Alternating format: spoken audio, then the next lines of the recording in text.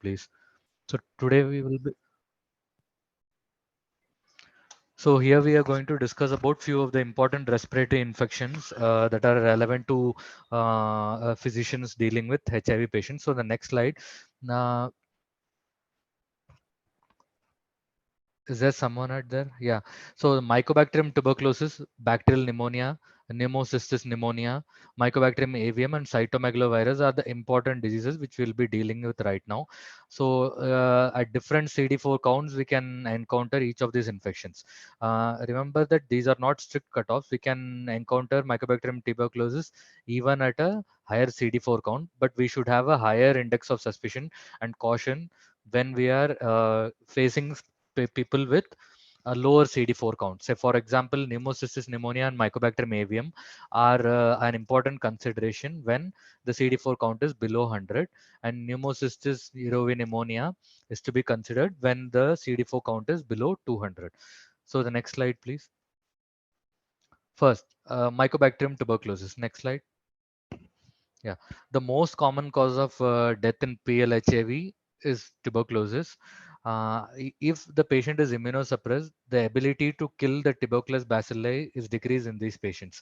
So there are few key differences which we need to note. That is, in a general population, 80% is pulmonary tuberculosis and approximately 20% is extrapulmonary tuberculosis. Whereas in HIV patients, a larger proportion, that is up to 40% may be extrapulmonary TB. So this needs to be borne in mind. Next slide, please. So here are some statistics. Those who have latent TB infection. Latent TB infection by mean the patient is asymptomatic. He might be having a Mantoux test positive or an IGRA positive, interferon gamma release assay positive. He might have a risk of developing active TB in 5 to 15% of the cases over time. And among those with HIV, the risk of TB infection with or without ATT is 16 to 20 times than the general population. Next slide. So we are here seeing what is the impact of HIV on TB and TB on HIV. When a HIV patient develop on HIV, the TB bacilli are less frequently destroyed and there is rapid progression of HIV infection. So that is the reason why when a tuberculosis patient with HIV comes up, the first thing would be to treat the tuberculosis. So tuberculosis is the most common opportunistic infection in HIV infections and the mortality is also high. Next please. So how does the clinical manifestation differ with regards to the immunosuppression? There are two phases of HIV-related immunosuppression. Early phase, that is the CD4 counts are well preserved and the patient is not in advanced disease or not in AIDS. Here the disease resembles that of a general population or the adult type. The upper lobes are involved, cavities are often seen. Whenever there are cavities, the chances of sputum smear being positive is high. On the contrary, if the patient is highly immunosuppressed, the body's immune response against tuberculosis is less. These people have atypical presentation. The mid and lower lung zones are often involved. Lymphadenopathy is more frequent.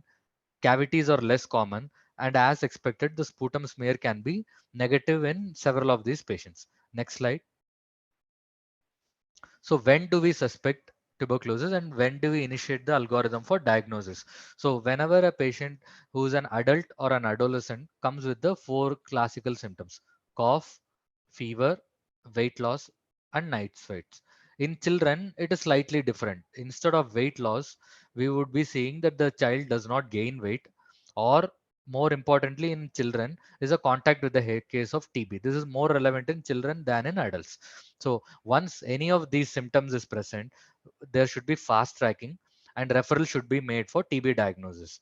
So we can use a nucleic acid test for the diagnosis. So if there is any doubt, I would request to interrupt in between the lecture or at the end of the lecture, we can take up the questions. Next slide, please. So the patient presenting with four of these 4S symptoms, that is cough, fever, weight loss, and night sweats or contact with TB. They are considered to be presumptive TB patient. We check them for PLHIV and we go ahead with two basic investigation, the chest radiograph and the smear examination. Based on these two investigations, we have 5 categories. the smear is positive, and the X-ray is suggestive of TB. It means the patient is tuberculosis. The smear is positive, but X-ray is not suggestive of TB. The smear is negative, but X-ray is suggestive of TB. Smear is negative or not available, and chest X-ray is not suggestive. So then, in most of these cases, we go ahead with the CBNAT as the next step. Whereas in the smear positive and X-ray suggestive, we can directly go for treatment while we also perform CBNAT. We will be seeing in the next slide. So CBNAT is performed in all these cases. The reason being, even when those who are smear positive, the reason for performing CBNAT is to detect for resistance. So the CBNAT gives us information on rifampin sensitivity. There can be three category based on the rifampin sensitivity. Either the bacilli which was detected is rifampin sensitive, or it is resistant, or if it is intermediate. If it is rifampin sensitive, we confirm it as microbiologically confirmed TB and it is drug susceptible. If it is resistant, we call it as a resistant tuberculosis and the drug resistant TB regimen needs to be started. If the rifampin resistance is indeterminate, we need to repeat the CBNAT on a second sample. And also say if suppose it comes out to be indeterminate even on the second sample, we need to proceed with liquid culture and LPA. So any presumptive TB case should be offered HIV counseling and testing. This is irrespective of whether is a known case or there is any risk factors for HIV. So, but anyway, in view of testing for HIV counseling and testing, the diagnostic workup or treatment for TB should not be delayed. Next slide, please. So, a more difficult situation arises when the patient is suspected to have an extrapulmonary TB, that is either a lymph node TB or say a meningeal TB. So if we have to first check whether a tissue sample or an appropriate specimen is available from this site. If it is not available on a high clinical suspicion, we need to go for other diagnostic tests to rule out alternate diagnosis, or in exceptional cases, we might consider empirical treatment also. When the specimen is available, we subject it to CBNAT and follow the same algorithm as mentioned in the previous slide. Or if the CB naught is not available, we go for liquid culture and we then decide whether it is a microbiologically confirmed TB or if it is culture negative. So the culture negative and the CBNAT negative needs to be evaluated clinically. If the suspicion is very high, the clinician may consider an empirical treatment regimen or go ahead with further evaluation or referral for a center where further evaluation can be made. So in both these slides, what I would suggest is a large chunk of these patients would be amenable for sputum CBNAT or CBNAT from appropriate specimen. The focus should be on minimizing the clinically suspected TB and aim for a confirmation microbiologically, because that also yields material for drug resistance testing, which is very important in the immunosuppressed people, especially in HIV AIDS. So the emphasis should be on a microbiological diagnosis. However, a delay is not desirable because these patients might progress to a severe disease or might be spreading it in the community. So both needs to be balanced. Next slide, please. So what are the tools which we have for microbiological confirmation of TB? The rapid molecular test, which include the CBNAT, the line probe assay. The CBNAT is now widely made available by the program. It is a cartridge-based nucleic acid amplification test. No biosafety cabinet is required. It's a closed system. It is specific for Mycobacterium tuberculosis, and the sensitivity is close to the culture, which is the gold standard. We can detect rifampin resistance by detecting the RPOB gene. So it has the ability to both detect TB as well as the drug resistance.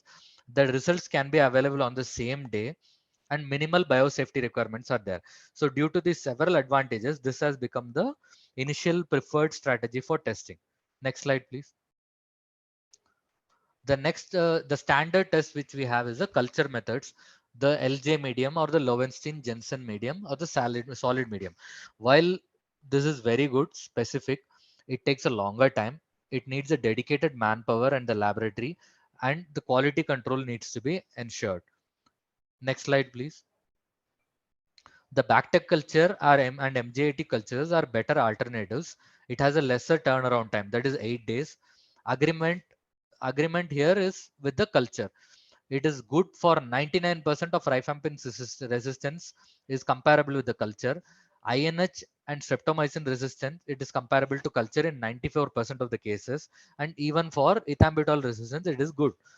The MGAT, that is a Mycobacterium growth inhibitor tube assay, it is also specific and more sensitive than the culture.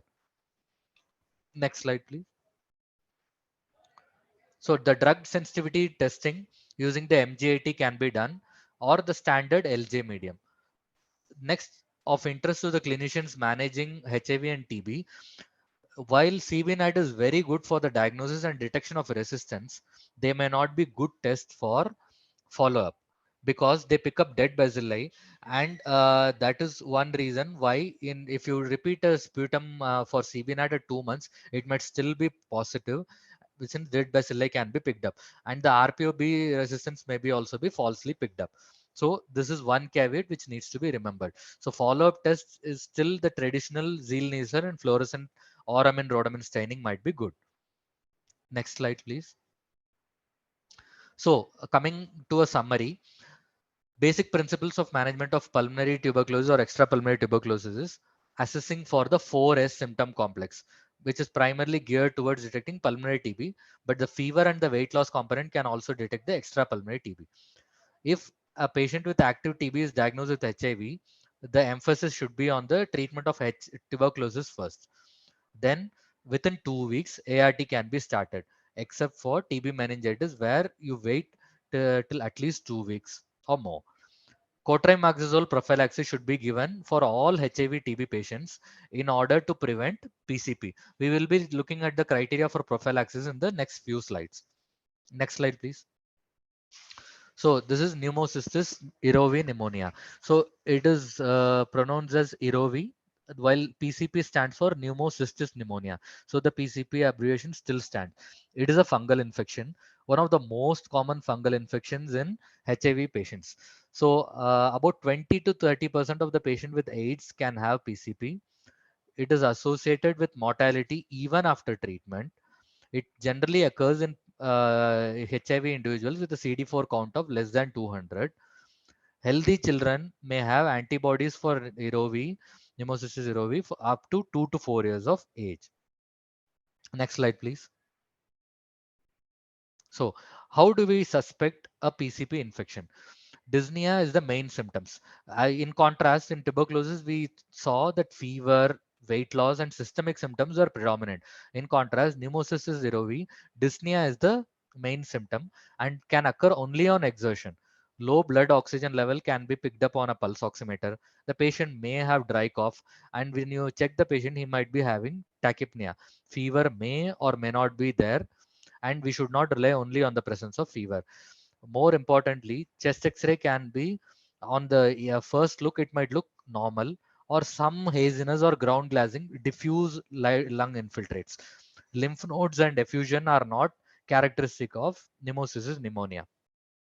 Here, I would like to emphasize one clinical point. Typically, it is said that a good X-ray and a bad patient. The patient might be hypoxemic, and the X-ray may look fairly well preserved. So that is a classical teaching of how a PCP pneumonia can mimic now or can be identified on a clinical examination. So this X-ray may be relatively normal. On close observation, you might see some diffuse haziness. Next slides, please. So in children, tachypnea and dyspnea again may be the predominant finding. Sudden onset of fever.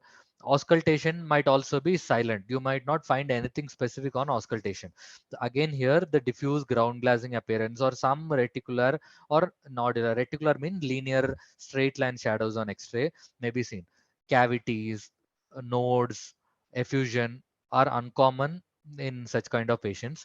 Sometimes the pneumocystis pneumonia patient, both in adult and children, may have pneumothorax or pneumomediastinum. This is because small cysts in the lungs can give away and rupture to produce pneumothorax or pneumomediastinum. Tachypnea in children and adult are different. In children, below 2 months of age, respiratory rate of more than 60, and those between 2 to 12 months of age, more than 50 respiratory rate, and children aged 1 to 5, more than 40 respiratory rate is considered tachypnea. Next slide. So the clinical presentation is based on diagnosis based on the clinical presentation, some blood tests, chest radiographs. But while all these are not pathognomonic, we can have a suspicion and we should proceed further with diagnostic investigation either from sputum or the bronchoalveolar lavage sample or tissue sample. Next slide, please. They are required for a specific diagnosis. The reason being, CMV pneumonia is another disease which can occur in this CD4 count, and it clinically and radiologically might resemble pneumocystis pneumonia. So how do we make a presumptive diagnosis? We have a clinical setting. We have a HIV patient who has a low CD4 count. He has clinical symptoms of dyspnea and X-ray is showing some ground glass opacity. PaO2 or saturation probe showing a low oxygen and no or suboptimal prophylaxis in the past can lead to a suspicion. Here, if there is available a blood investigation, serum lactate dehydrogenase level or the LDH level may indicate a severity of pneumocystis pneumonia. Although this is not a specific sign, it is non-specific and several disease condition can have elevated LDH. Next slide, please. So for a definitive diagnosis, we need to demonstrate the fungus, which is the pneumocystis, by either sputum induction, by hypertonic saline, or a bronchoalveolar lavage, or a transbronchial lung biopsy. In these specimens, we can do the conventional fungal smear staining, which is a Gomori staining, or PCR for pneumocystis organism. Next slide, please. Sputum is specifically difficult to obtain in these patients, unlike in pulmonary tuberculosis patients. It can be obtained by nebulization with 3% saline and collecting the specimen. And children, it is even more difficult to obtain the specimen. Next slide. So once we'll diagnose or suspect HIV, we need to know when should we give prophylaxis for pneumocystis pneumonia. So the two criteria should be remembered: CD4 count of less than 350 and WHO clinical stage HIV 3 and 4. As you might be all knowing, even pulmonary tuberculosis falls under clinical stage 3, and that is why any HIV patient diagnosed with pulmonary tuberculosis also requires prophylaxis for PCP. What is a secondary prophylaxis? Somebody who has recovered from pneumocystis infection and has successfully completed a treatment should also receive prophylaxis until the CD4 count is 350. What is the preferred agent for prophylaxis? Both for treatment and for prophylaxis, the agent uses cotrimoxazole or the Septran. One double strength tablet every day or two single strength tablet twice a day, two single strength tablets daily.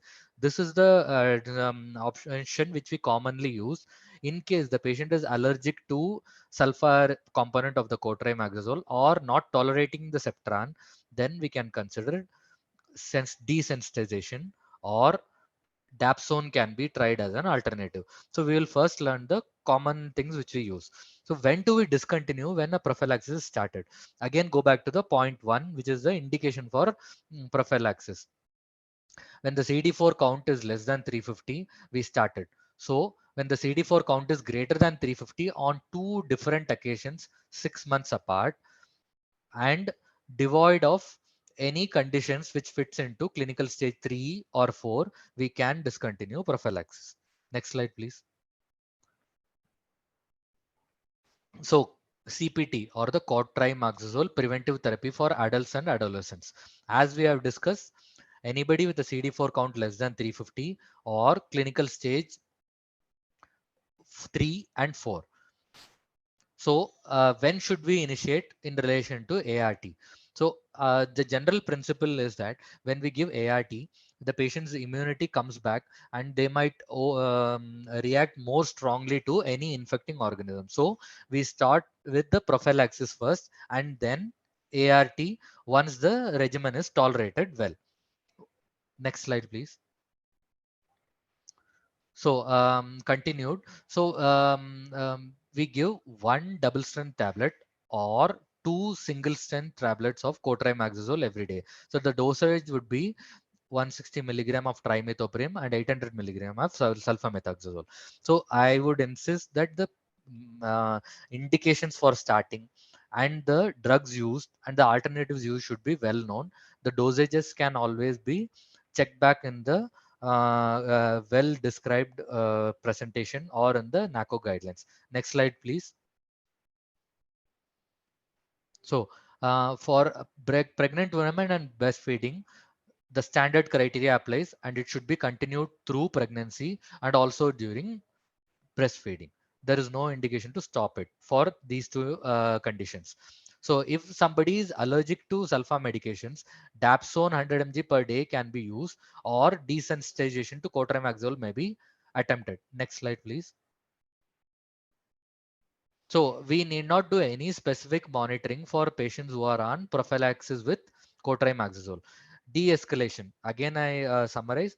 De-escalation, that is discontinuation of cotrimoxazole prophylaxis, is to be done when the CD4 count reaches more than 350 and unlikely to fall again now, and so who are not in clinical stage 3 or 4.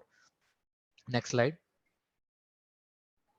So how to desensitize cotrimoxazole? So this is also clearly described. So we do it over 6 days. We give from a lower dose. We give a oral suspension of cotrimoxazole or Septron. First 2 ml, then 4 ml, 6 ml, 8 ml, and then continue it with the full strength. Next slide, please. The desensitization for children also are on the similar line. So how to do prophylaxis in children? So which children are to be treated, prophylaxis should be given. There are two categories. One, in whom HIV infection is confirmed, or HIV exposed infants and children. So those who have been born to mothers with HIV are infants exposed to HIV. So here also we start prophylaxis with cotrimoxazole at 6 weeks of age, and we continue it until HIV has been reliably excluded at 18 months of age. In children or infants who have been infected with HIV themselves, we have to start on prophylaxis irrespective of WHO stage or CD4 count. This is unlike in adults where we rely on clinical stage and CD4 count for initiation. However, when the child reaches 5 years of age, the discontinuation policy can be same as we saw in adults. A CD4 count of more than 350 on two occasions 6 months apart, and those who are not in clinical stage 3 or 4. So I hope I'm clear. So prophylaxis should be started for individuals who are in clinical stage 3 or 4 and CD4 count of less than 350. And the preferred drug is cotrimoxazole double strength tablet once a day or two tablets of single strength cotrimoxazole. Next slide.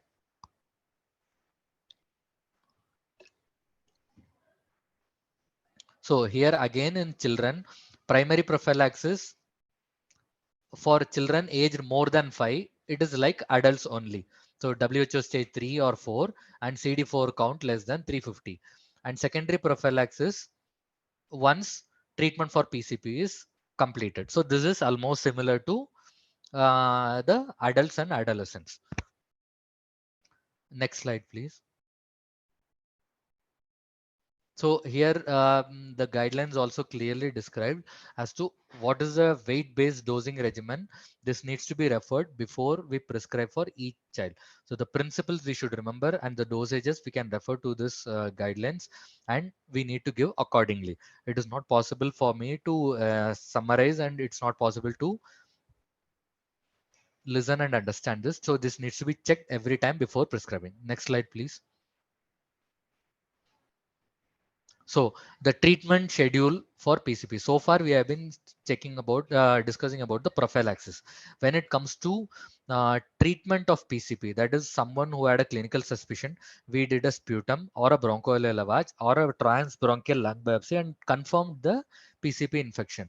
So the treatment regimen, the standard treatment regimen is cotrimoxazole that is trimethoprim sulfamethoxazole, 2 tablets thrice a day. So double strength tablets, 2 tablets thrice a day is the preferred regimen. Even for a severe disease, for example, the patient is on mechanical ventilation, you might have to give IV regimen, or when the patient is in severe disease and unable to take oral tablets, IV regimen has to be given initially and then switch over to oral regimen once the patient is able to take oral medications.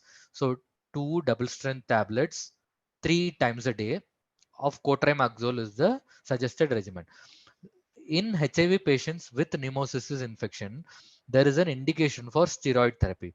That is, when an arterial blood gas is available, we should check for the PaO2 if it is less than 70, or there is something called as the alveolar and arterial oxygen gradient. If it is more than 35, we should start the patient also on PCP with steroid therapy. So the steroid regimen is the first 10 days and the next 11 days. So the total duration of steroid and the PCP treatment is 21 days. Next slide, please. Yeah, the duration of treatment is 21 days. So the steroid regimen is for the first 5 days, we give twice daily 40 milligram of prednisolone, and then for the next 5 days, we give 40 milligram once a day, and for the next 11 days, we give 20 milligram once a day, and we can stop abruptly. There is no need to taper. So next slide, please. So this is for the children, weight-based dosing based on the kilogram. How much of the syrup should be given? Next slide, please. So we have covered two major aspects. One is the mycobacterial infection and next is the PCP. The third we are going to discuss is bacterial pneumonia. So although when we think of respiratory infections in HIV infected individuals, we often think of tuberculosis or PCP.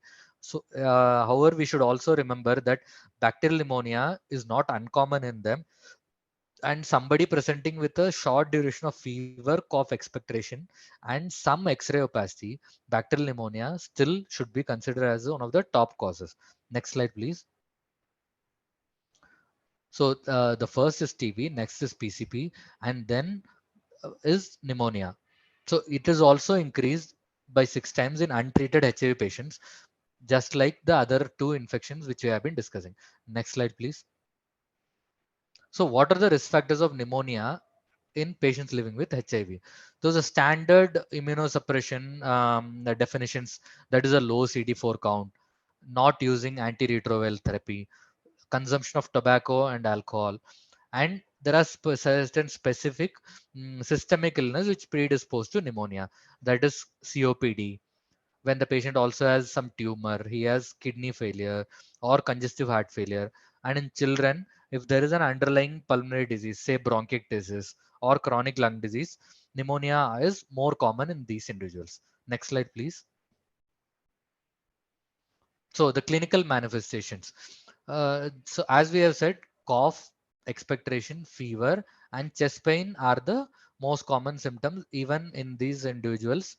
However, compared to tuberculosis, where a long history, say 2 to 3 weeks history is expected, here people come with a short duration of history, that is 3 to 5 days. So when the patient also has fever and tachycardia and hypotension, these could be indicators of sepsis in adults.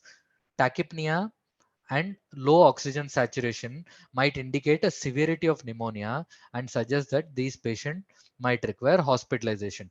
So here we can see that tachypnea, breathlessness, and hypoxemia are common to this condition as well as PCP. However, the X-ray might help us in giving a clue. A pneumonia patient will have a patchy findings, that is in one side of the lung or one lobe of the lung. In contrast, a PCP patient will have a diffuse ground glassing kind of appearance and no cavity or no consolidation will be seen.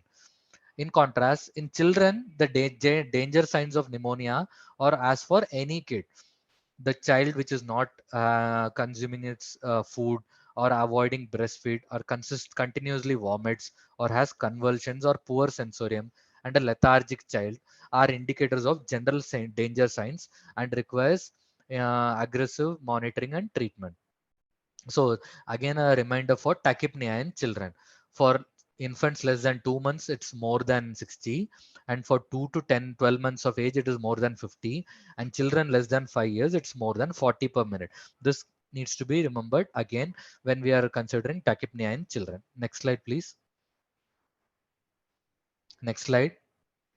Yeah. So when a child with age less than 5 years presents with cough and or difficulty in breathing, we check for the X-ray also.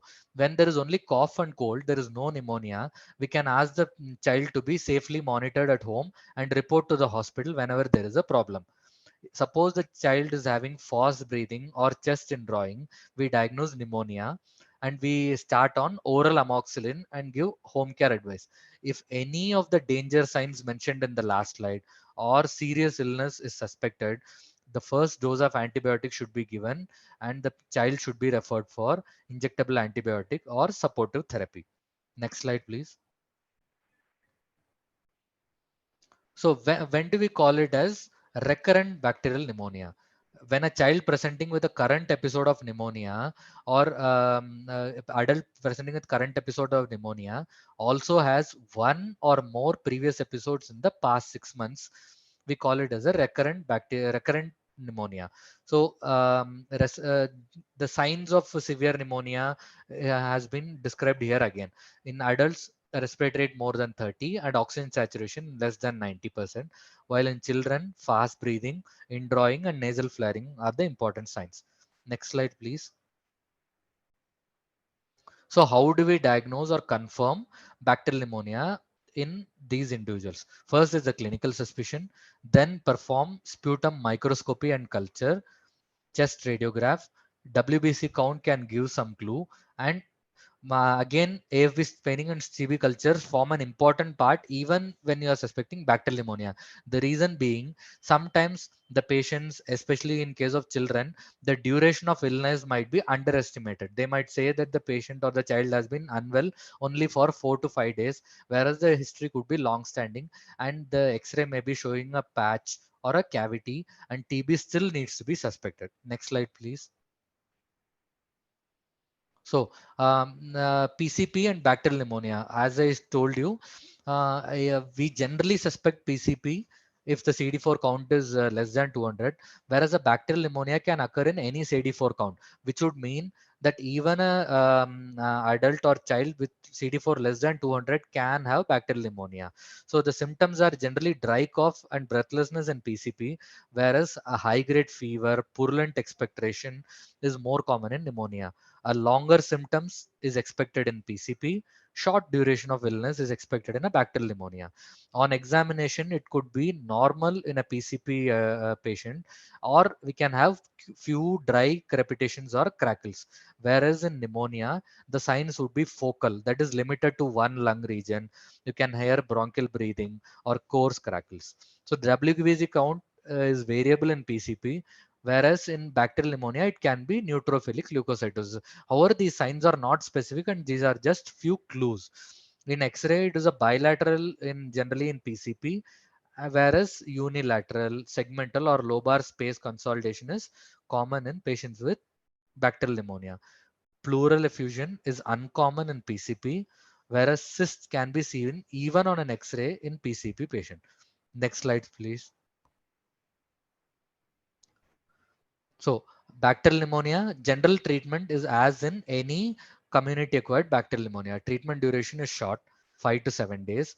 We should start expecting improvement by 48 to 72 hours and the patient will be clinically stable by the end of duration of therapy.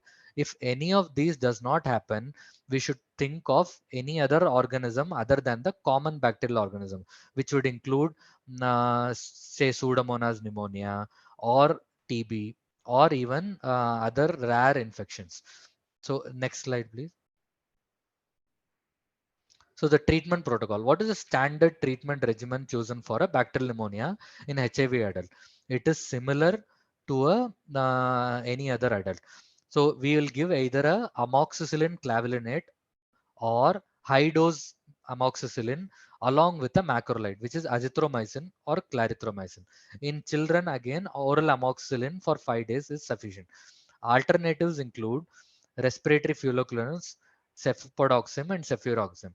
in general kindly adhere to amoxicillin clavulanate and an azithromycin. The reason being, HIV patients are also more prone for tuberculosis and mycobacterium avium infections as well. So when we give clarithromycin or moxifloxacin or levofloxacin, the tubercular bacilli may also get subsided for the time being. We might have a delay in diagnosing TB in these patients, and you are also running the risk of treating a TB patient with a single drug, which will lead on to drug resistance. So always preferred for the preferred therapy, and there should be most patients would be manageable with the amoxicillin or amoxicillin clavulanate plus an azithromycin. Next slide, please. So when there is a severe case, you might have to give an IV beta-lactam. The beta-lactam generally is ceftriaxone, cefotaxime, or ampicillin sulbactam. Here again, an alternative therapy with respiratory fluoroquinolone, that is levofloxacin or moxifloxacin, has been suggested in penicillin allergy patient. So this should be carefully used, considering that TB is one major possibility in HIV patients. So the standard regimen I am emphasizing, an IV beta-lactam with a macrolide, which is azithromycin. So a ceftriaxone or cefotaxime with azithromycin is a good treatment choice for hospitalized patients. Next slide, please. So here, even for severe pneumonia, the choice of regimen which I showed right now is okay, or we can use an IV fluoroquinolone. Again, remember the caveat that moxifloxacin or levofloxacin might delay your diagnosis of tuberculosis if your patient was one case of TB which was missed. So the preferred beta-lactam again here is ceftriaxone, cefotaxime, and ampicillin sulbactam. In allergenic penicillin allergenic patients, so carbapenem, that is imipenem, may also be a good choice. Next slide, please. So there are few patients who are at risk of Pseudomonas pneumonia. Who are at risk for Pseudomonas pneumonia, that we need to remember. Pseudomonas pneumonia is generally said to be in patients with structural lung disease. By structural lung disease, we mean a typical example is a bronchiectasis patient. So these patients are colonized with Pseudomonas pneumonia. We need not treat all patients for Pseudomonas pneumonia. Suppose a patient of bronchiectasis comes with pneumonia, we can think of using one of the anti-pseudomonal penicillin, that is piperazolone tazobactam or cefepime, imipenem or meropenem. As an alternative therapy, we can use anti-pseudomonal penicillin with IV azithromycin or IV aminoglycoside. So a standard regimen which I am suggesting for Pseudomonas is anti-pseudomonal beta-lactam plus an IV ciprofloxacin or levofloxacin. So the MRSA pneumonia, if it is suspected, we can use vancomycin or IV linezolid.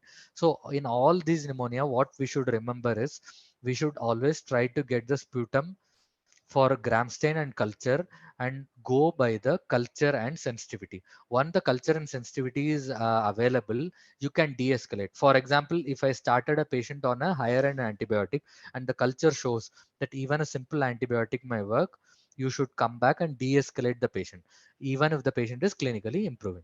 Next slide, please.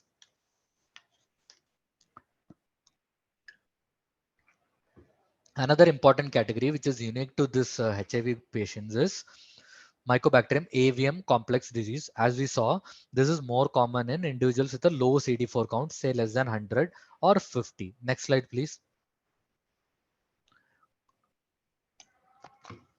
So the MAC infection is usually seen in advanced HIV disease and can present with disseminated disease. So when will you suspect a MAC infection? This disease almost resembles tuberculosis. The fever patient will have fever, night sweat, chills, weight loss, and some abdominal symptoms may also be there. And lymphadenopathy and hepatosplenomegaly may also be there. So a clinical presentation of a tuberculosis patient and a MAC patient might be similar. So this is one reason why we should always try to achieve a microbiological diagnosis in these patients. And one thing which we have to remember is routine MAC prophylaxis is not presently recommended in India. Next slide, please. So Once a diagnosis is suspected, we should try to confirm in this patient either by sputum smear and culture or by FNAC from the lymph node, and we should try to prove the diagnosis. So when the preferred therapy is with two drugs for the initial therapy. One, the standard one is clarithromycin with ethambutol. When clarithromycin is not possible, we can use azithromycin and ethambutol. So always remember the standard regimen. The alternatives can always be checked. So the clarithromycin and ethambutol is the standard preferred regimen for a confirmed case of MAC. So when do we discontinue? The alternatives also include a rifabutin and a fluoroquinolone. Again, a word of caution: levofloxacin and moxifloxacin should not be used left, right, and center. That too empirically for any illness. Precisely for these reasons, because it is reserved for other infections like tuberculosis, drug-resistant tuberculosis, and MAC infections.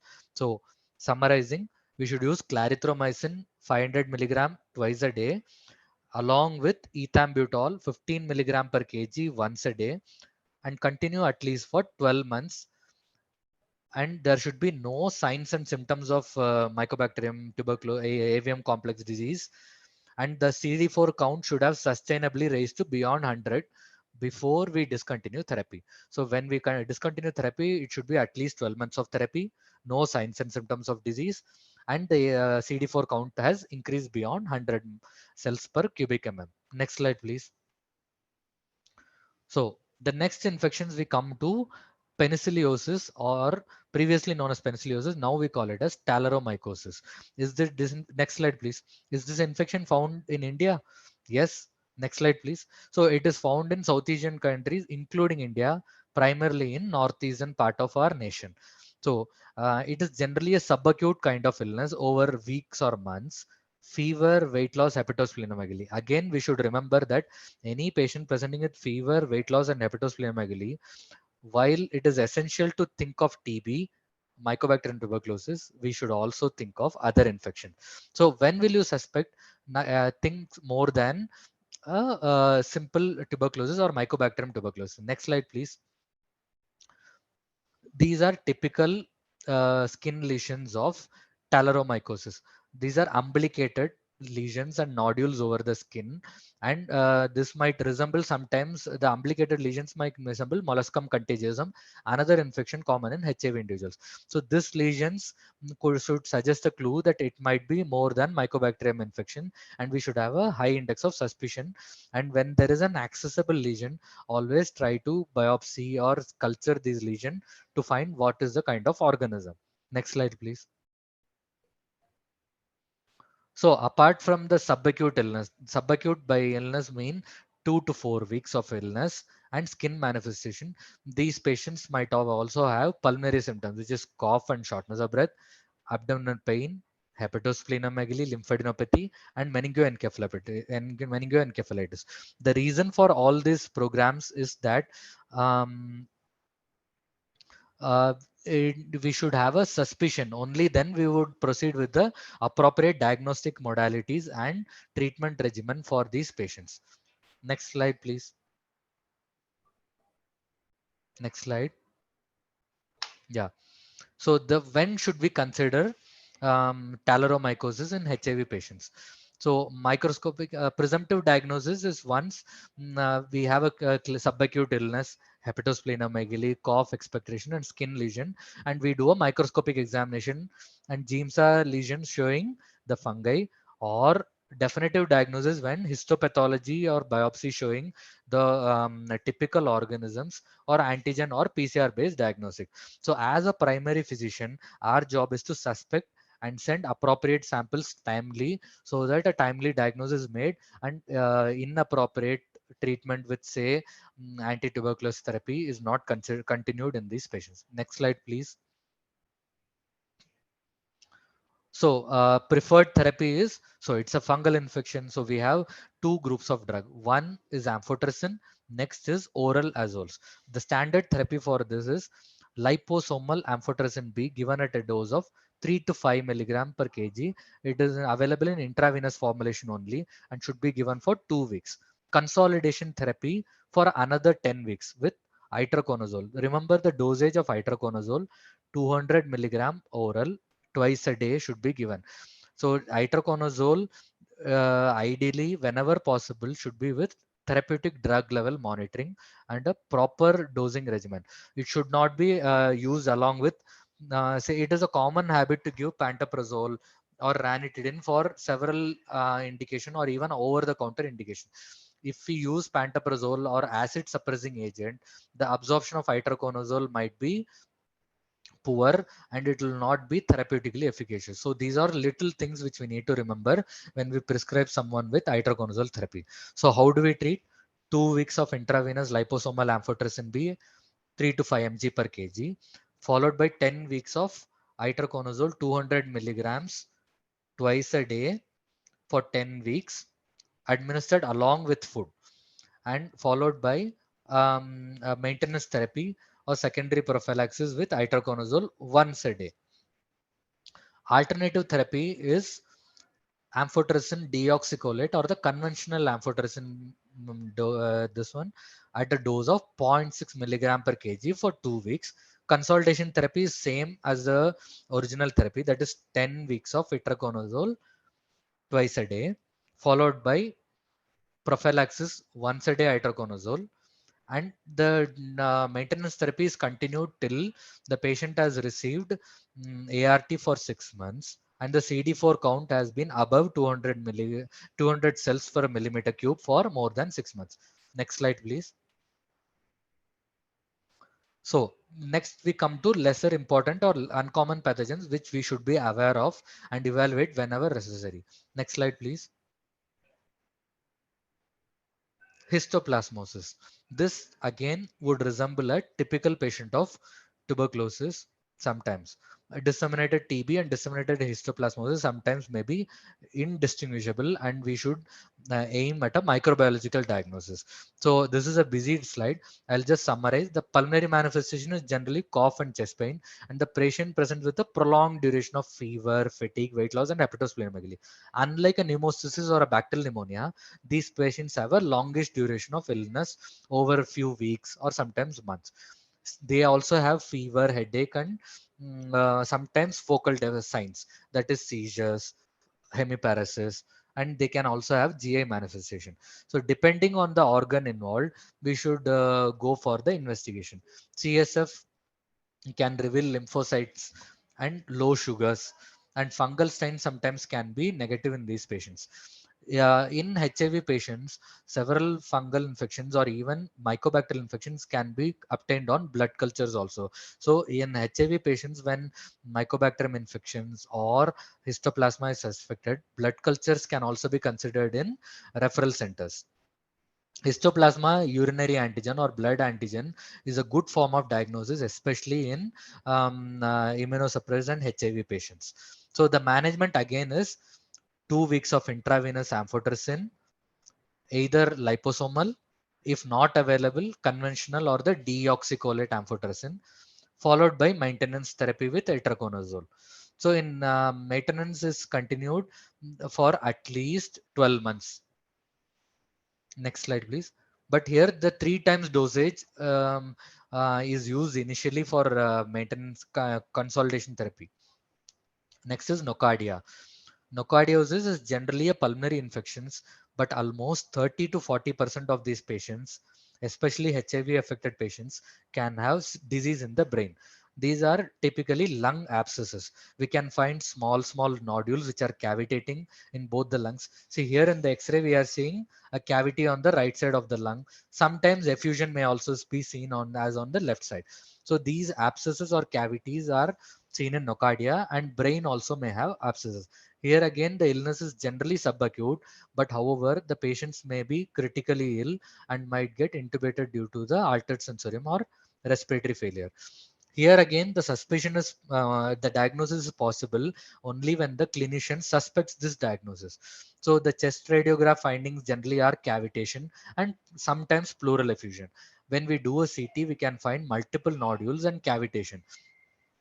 And when the sputum, we should request the microbiologist to look for thin filamentous organism.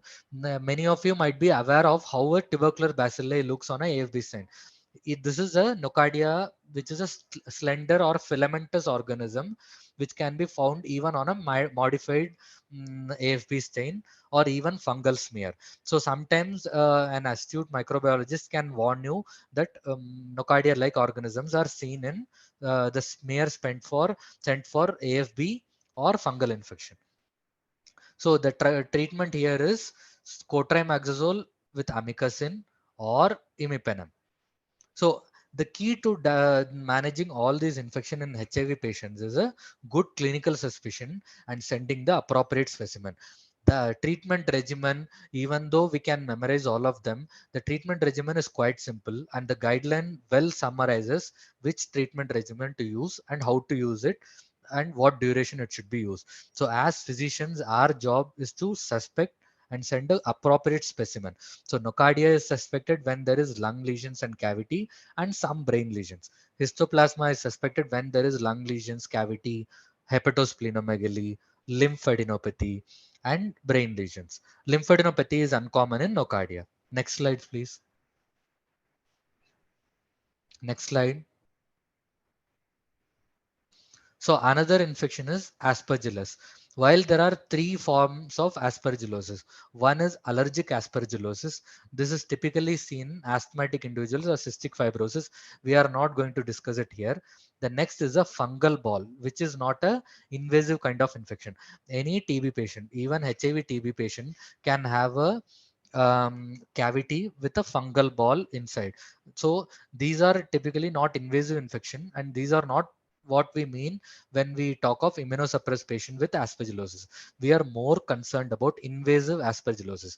This typically occurs in patients with a low CD4 count and the patient present with high fever, consolidation, and sometimes the aspergillus may be disseminated to other organs including brain. This is typically common in patients who have intravenous drug abuse. Intravenous drug abusers can have invasive aspergillosis of the lung as well as the brain. So cavities in the lung and consolidation which are large are typical findings of aspergillosis, and liposomal amphotericin B is the preferred therapy for these patients, and once the species is identified or confirmed, voriconazole can also be used. Next slide. So, of recent interest, HIV patients can also develop COVID-19 infections, and we can have a myriad of manifestation. Primarily, COVID-19 is an upper respiratory tract infection in large majority. Sometimes it can also affect, and some patients it can occur pneumonia and cause ARDS and respiratory failure. Other systemic manifestations are less common and can occur as in other non-HIV infected patients, and it is not specific for these patients. Next slide, please.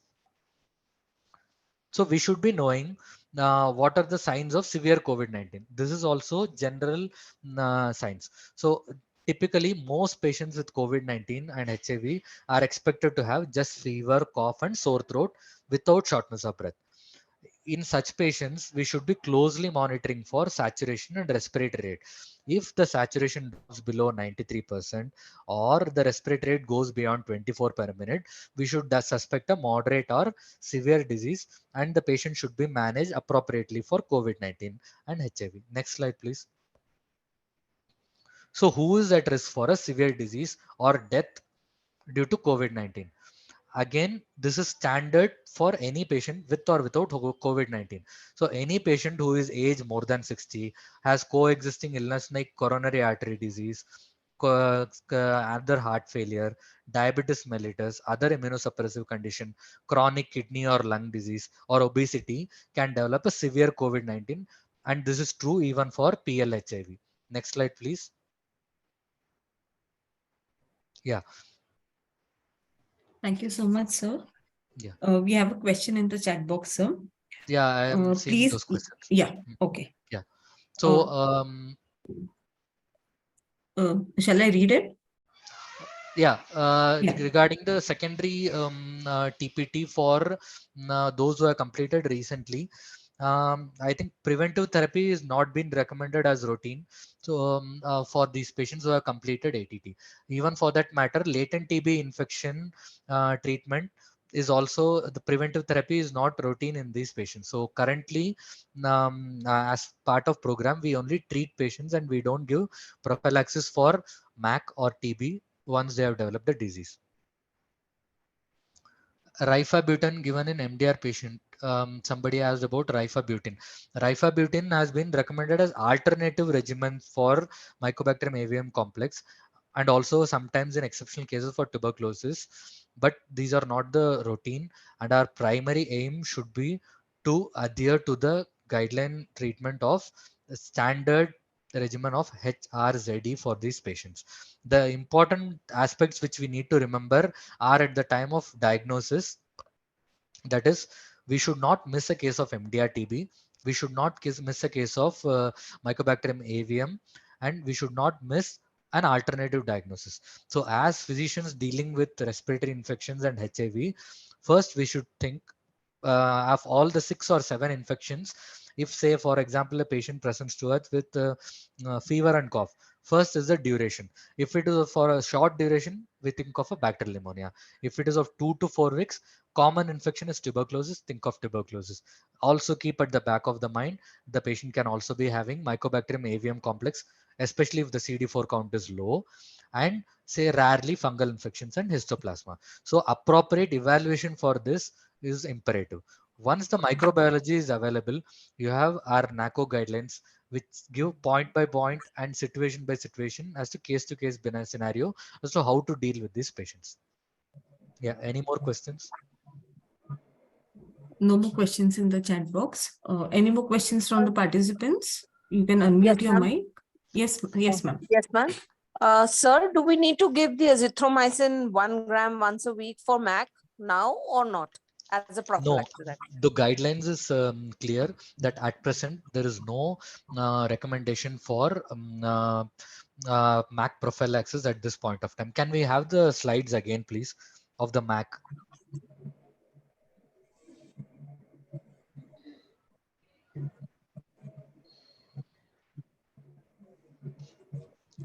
Yeah.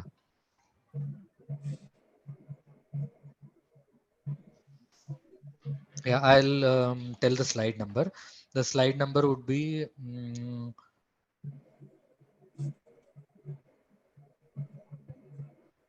yeah, this one. So as we can see in this slide, routine prophylaxis for MAC is presently not recommended in our country, and we should aim at diagnosing on time and treatment and treat until the patient has a CD4 count of more than 100 for at least 6 months, and the treatment has been ensured for 1 year. Thank you, sir. Yeah. Any more questions?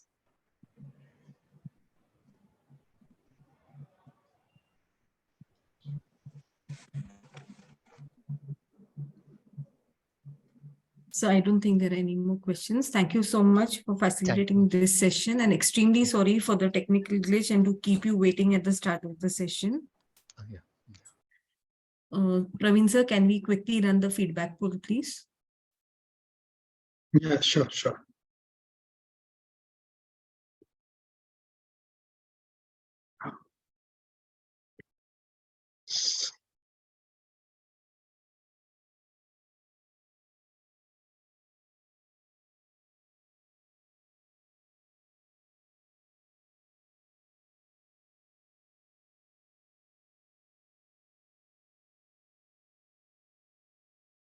So has it been launched, Praveen sir?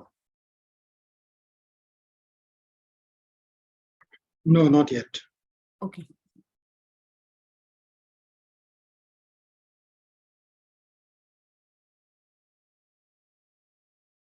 I'll launch it from my end, sir.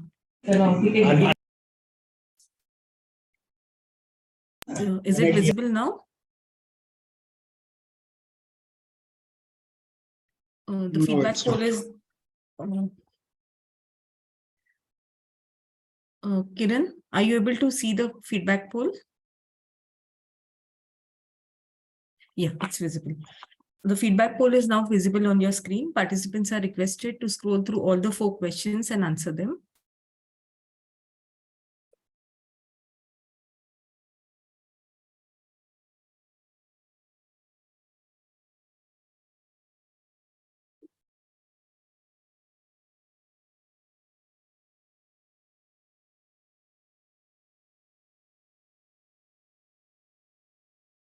Requesting all the participants to please attempt the feedback poll.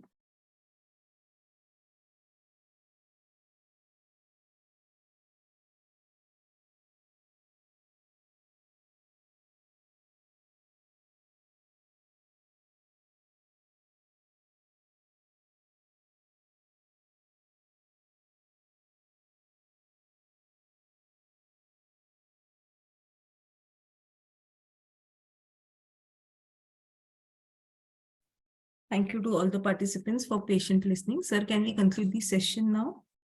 Okay, sir. Yes. Okay, thank you.